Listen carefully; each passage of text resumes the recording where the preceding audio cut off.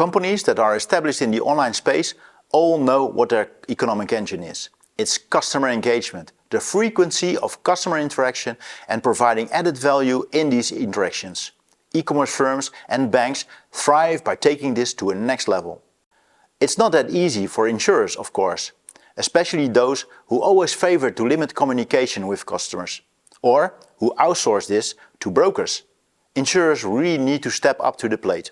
In this talk show, Walter Kapelman, the CEO of DELA Insurances for Germany, will look for answers on key questions such as: how have customer expectations changed?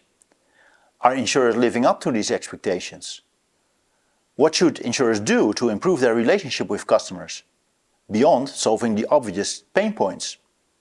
And in which areas should they focus their tech investments? How to take your customer experience from transactions to relationships. Yeah, starting. Hello everybody. Thomas.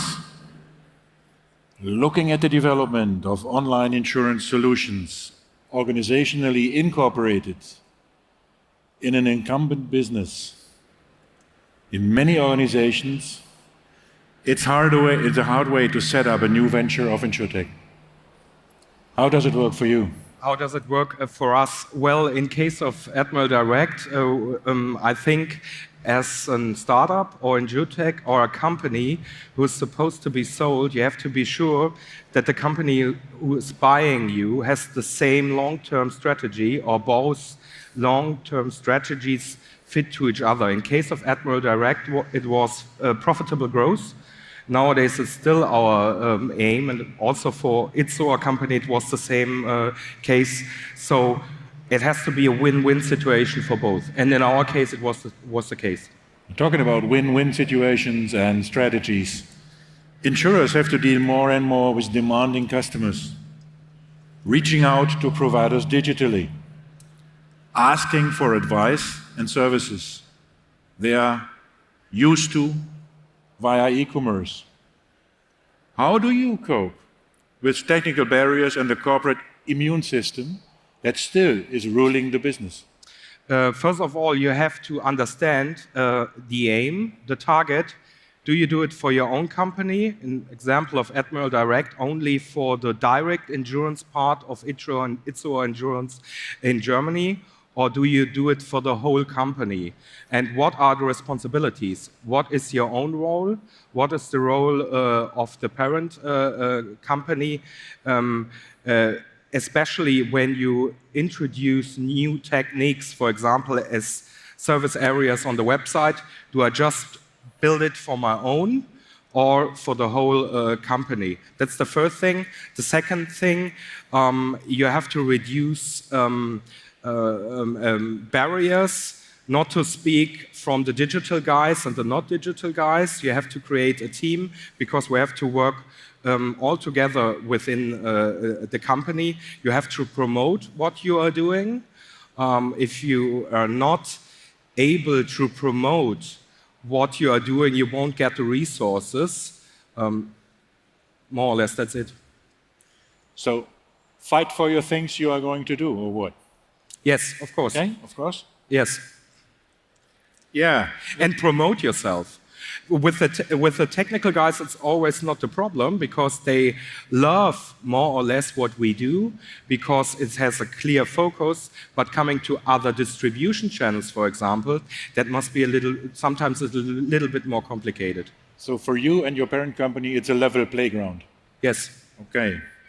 If we talk about consumer perception, consumer engagement, and that are key factors of success, what new technologies and expertise you could bring to Itzehoe as the new kid in town?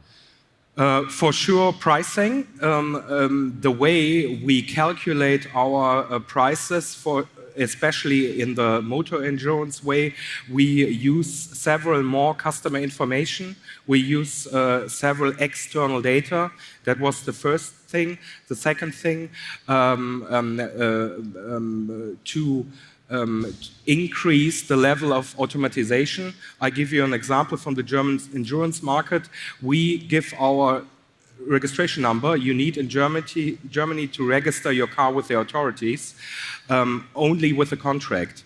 In the broker market, it's more or less that the broker gives the number, and then someone in the back office has to check, okay, who this fits together. That kills digitalization and automatization. And we showed how it works, that you have a automatization rate of roughly 80%. First example, or second example, and also the way we get in dialogue with customers, like service area on the website. With AdmiralDirekt, we have 98% of all our customers in the service area on the website. We do not have any fulfillment costs. And when this works for AdmiralDirekt, we transfer it to Itzoa as well.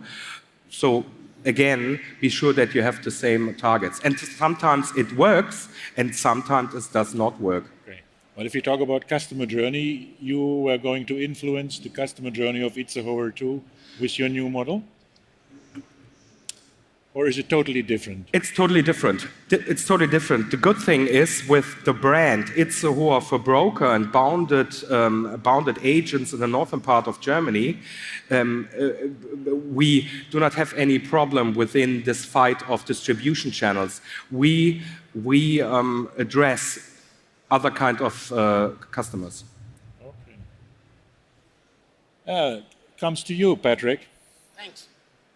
You started as an online insurer in a very traditional market in Switzerland. How to manage your onboarding process and customer journey without agents? Well, Walter, you're right. We started as an online insurer, focusing on direct and aggregators, but then we soon realized that we need to sort of evolve into more kind of like a digital insurance solution provider, and added the broker channel as well. And now, since we do have the broker channel, which is, by the way, our second largest channel now in Switzerland, you quickly realize that the Swiss customers still kind of need some kind of normal physical interaction with the insurance agents.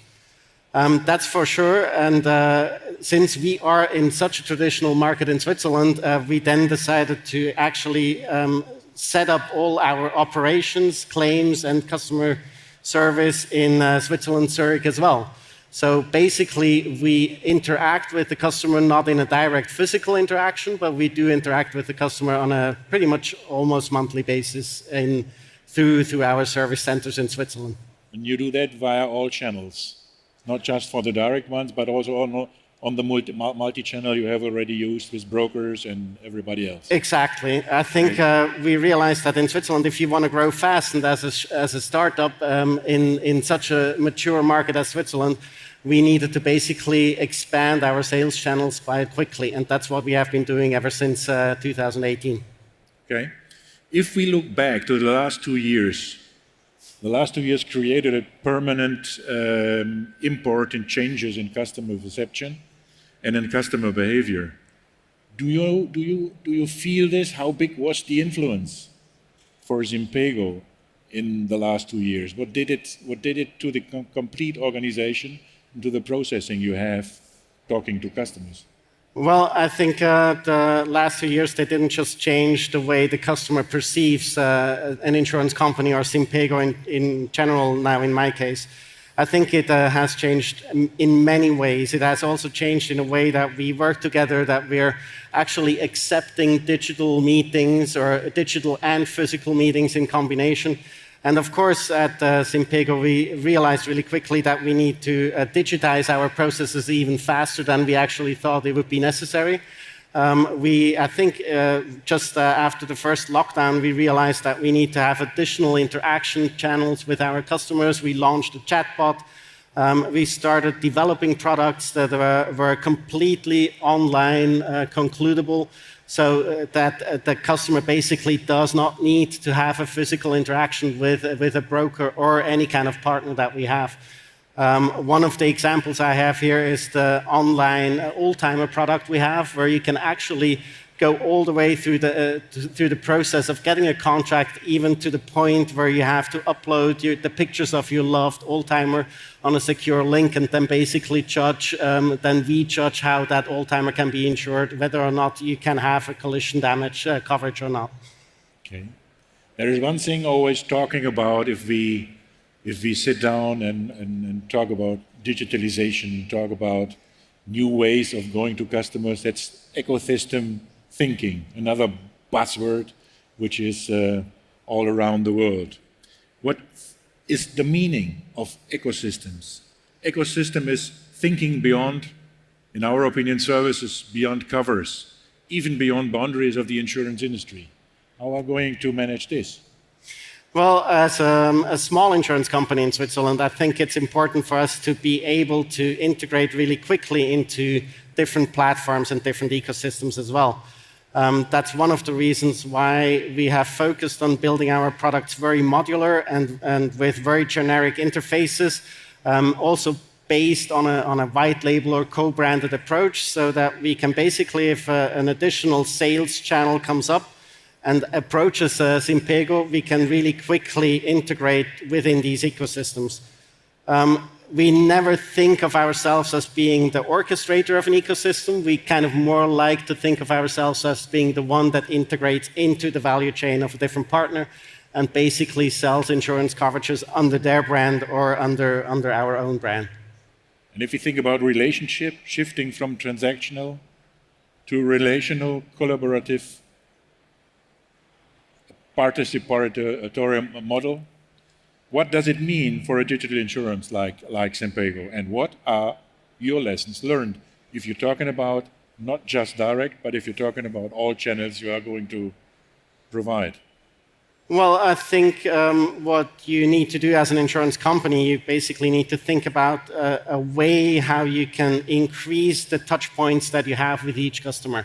So you either do this by having very many different kind of channels to interact with your customer, or you can do this by building and setting up products that generate an automatic interaction with the customer and basically include him into the design of the product and into the design of the interaction. And I think as a small company such as Simpego, being sort of an attacker in a mature insurance market, you need to think about ways or products such as pay as you drive, where you have a generic monthly interaction with the customer, or you design a pet insurance product that just does also cover preventive care. So in order for that, the customer is actually able to generally continually integrate with you and talk to you.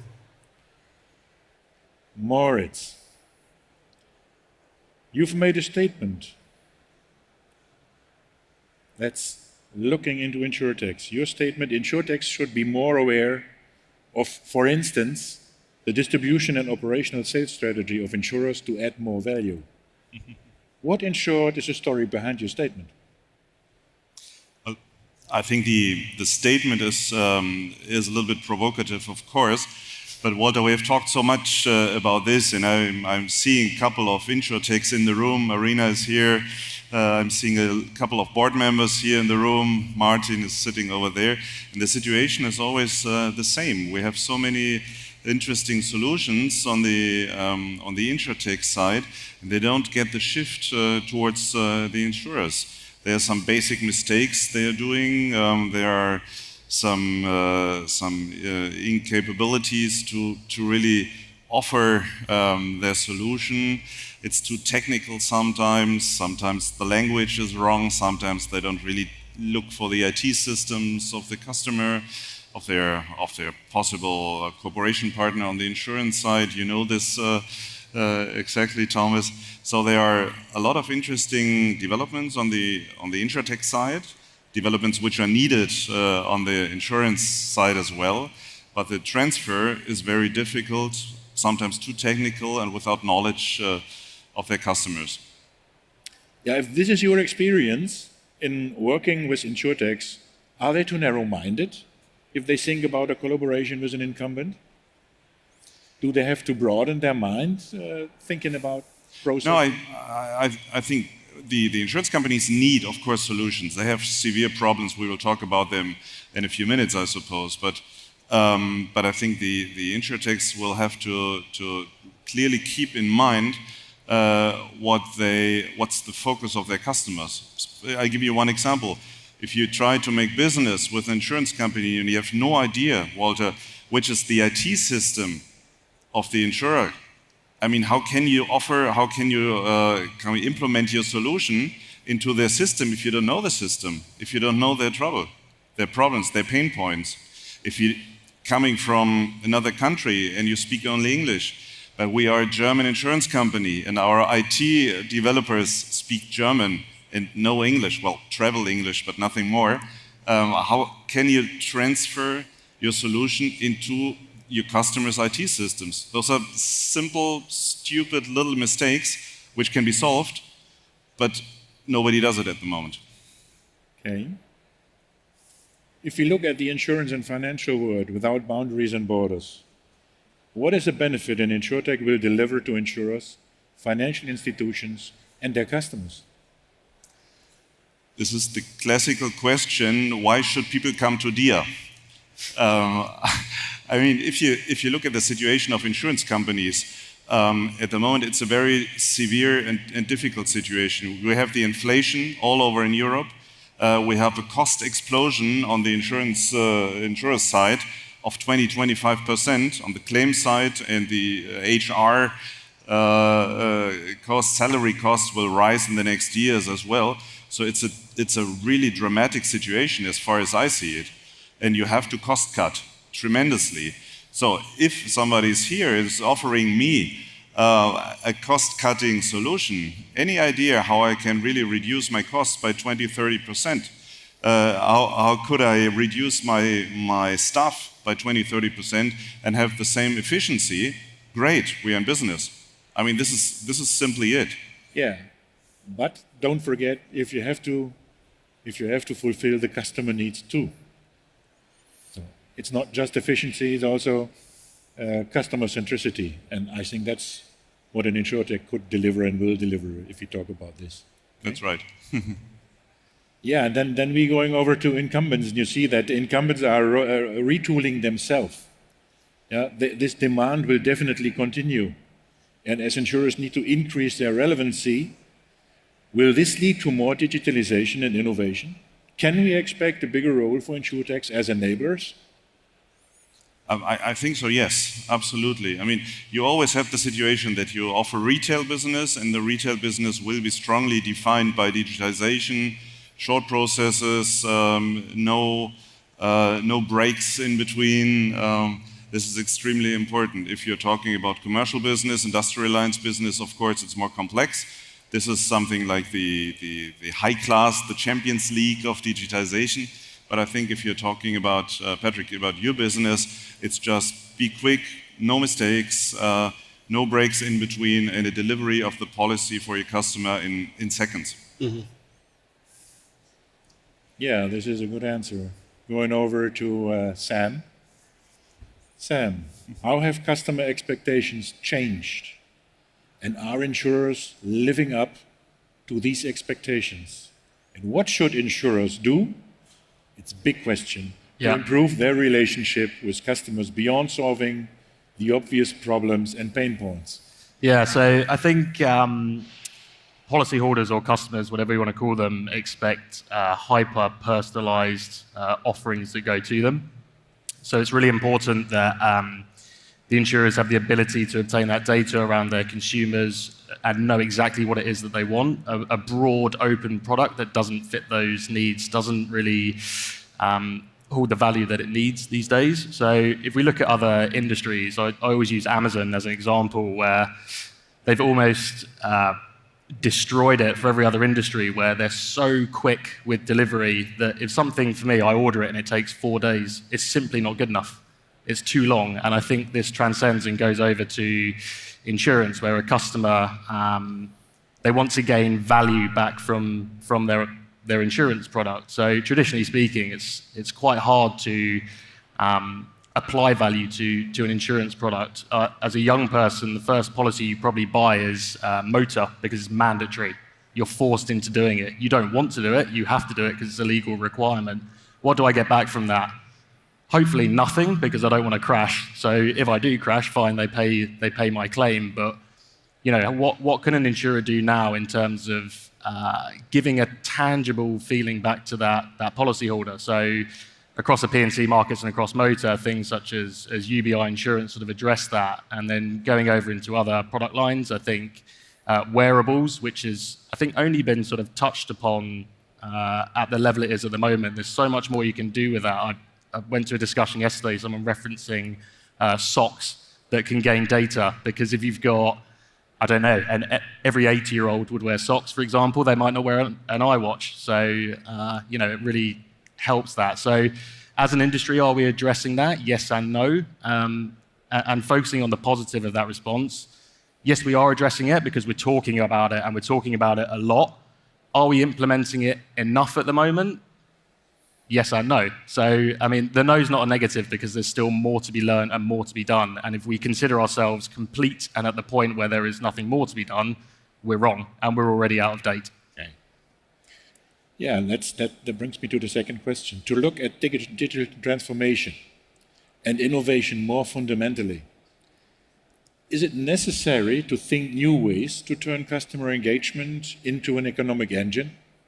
Yeah, for sure. So, at the moment with economic pressures and things like that, people, I think, look to their expenses that they don't think are necessary or they can omit from their lives. And unfortunately, I think because of how the insurance industry has been and the trust that exists from, I'm going to call them trip-ups in the past, that can unfortunately mean that insurance will be a go-to as something that gets sort of tossed away, and there's not the relevance to those people's lives because, again, it doesn't have that intrinsic value point other than at the point of claim. So I think within that scenario, going back to the notion of wearables and collecting data and being able to then implement that and give something back to the policyholder beyond the point of the standard touch point of renewal, which is normally my premium's gone up, negative, or I've had a claim. Okay, hopefully they deal with it well, but I don't want to talk to you because I've had a claim, something negative has happened. So implementing more positive touch points throughout it, you then increase the value of that product and can gain massively from that, whilst equally giving hugely back to the policyholder, because you can provide them with different services and attributes to what you're doing alongside just that policy. Yeah, that means in which areas should insurers really focus their tech investments? Yeah. Not just to remove dissatisfiers, but to create differentiators. Yeah. Okay, so that's a huge question. So we've got 8 minutes left, so I'm going to focus on sort of a few areas from That's it. That's what we should do. So I think the traditional value-gaining piece for an insurer is at the point of claim. So that claims journey, I think, is an absolute core point of where improvements need to be made, how that's addressed, and how it's delivered to the end client. I think we have a responsibility within insurance to put ourselves forward as an industry of care and really give back to the policyholders fundamentally. So when it comes to claims, making it seamless, straight through processing. Lemonade the other day claimed to have paid a claim in 2 seconds. Whether that's true or not, who knows? But equally, you need to focus on that as to, is that the best approach? So claims has got different elements to it. So is pure speed the best thing for certain things? Of course, definitely. But actually, it's about getting it right and making sure that that journey is as seamless as possible with really clear journeys and communications that go through to the policyholder. And that doesn't just mean throwing tech at that. Tech is not innovation applied to the wrong place. So if you've got a really bad system in place or process, putting tech over the top of that hasn't solved that problem. Innovating is improving the process and utilizing the benefits of tech and then implementing that to make that journey fundamentally better. So then at certain points for that, for example, you can look at parametric insurance and how that feeds into it. And then I also think, focusing on that customer experience and that forward-facing front-end service, you need to remember that it's coming from your back-end working properly too. So layering in this amazing journey at the front, if your back-end platform can't support that and extract the pieces of data or the level of data you need, then it simply doesn't work and you haven't actually improved that process, because the front end will look great, but it hasn't actually fixed the problem of making it better. So in order to do that, and touching back on the ecosystem, I think you look at how the distribution digital channels can be evolved and improved through ecosystems. So in terms of within the insurance itself, implementing and working with third parties to offer everything that's at the forefront of the technological offering at the moment, such as AI, ML, etc., and then looking further afield outside of insurance and looking at embedded insurance and how that can work, and increasing your touch point to as many customers as you can, really, which fundamentally will massively increase the opportunity and what's within scope. So it's using data, and it's using the way of orchestration, the back office and the front office. Exactly that. Putting them together. Yeah, exactly that. And you need that, I say that back office core platform is fundamental to being able to innovate in the front end, in my opinion. Okay. Patrick, one question to you, once again. Why are you using the pretty flamingos? That was kind of rather more of a coincidence. We decided with our design agency, we decided on a color, and that color has a name in design and is called Flamingo Red. And when we first started, we looked at that really pretty pink color and saw how beautiful that works with customers and how well it was perceived from customers.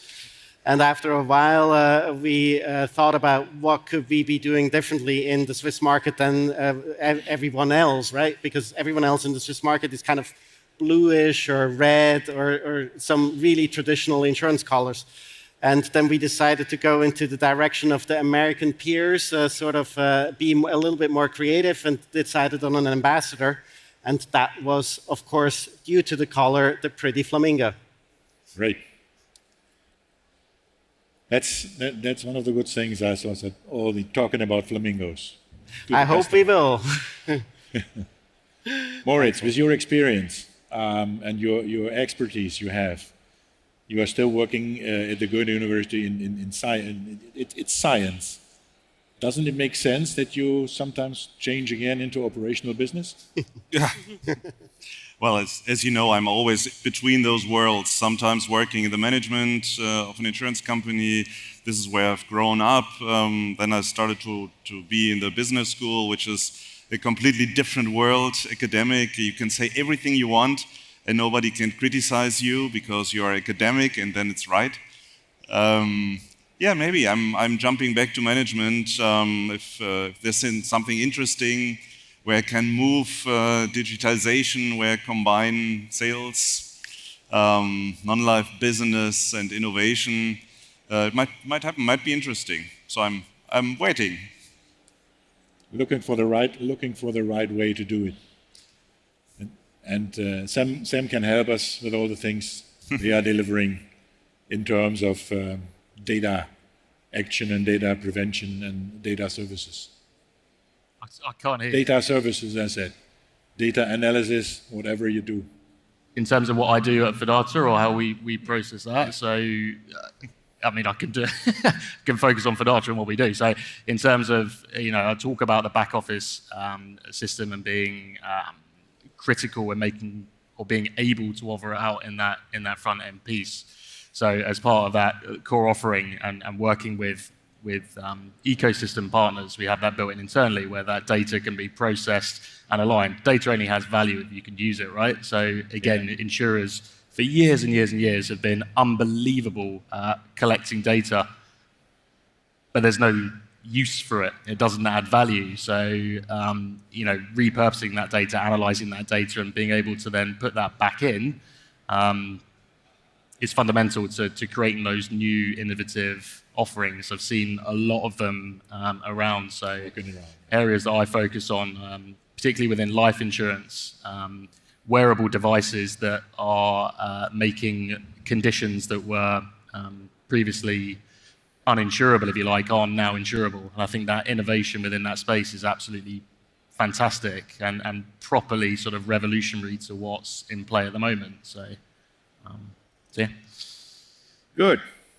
Yeah, thanks guys that you joined our talk show today, and I'm happy with it, and I hope you too, and see you next time.